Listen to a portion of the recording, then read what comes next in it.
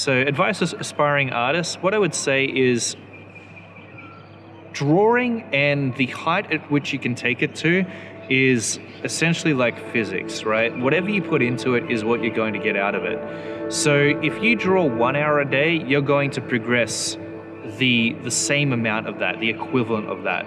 If you draw for 14 hours every day, then you're going to also progress the equivalent of that. So it's really comes down to how much you actually want this, how much you want to gain and harness your abilities and become the comic artist or the artist in any medium or genre that you want to be, whether it's a musician, a writer, a movie creator, an animator, a game developer, whatever it is.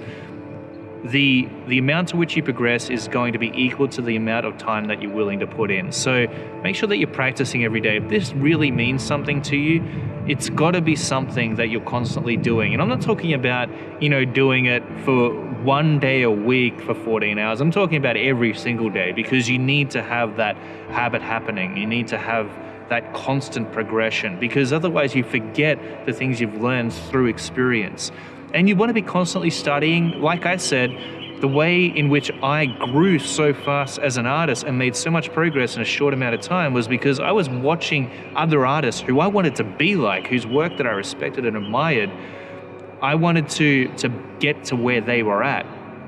So I was looking at exactly what they were doing and I was copying it. I was replicating their artwork and keeping in mind all the concepts that they were teaching. So you want to be constantly doing that, and eventually, slowly but surely, what you're going to find is that you get to a point where you achieve unconscious competence. All those challenges that burdened you in the beginning, all those obstacles you had to surpass, they're not going to be a bother to you anymore. And you're going to work your way up in stages, okay? So when you first start out, there's going to be a certain set of problems you have to face. Things like perspective, proportions, anatomy, composition, that kind of stuff.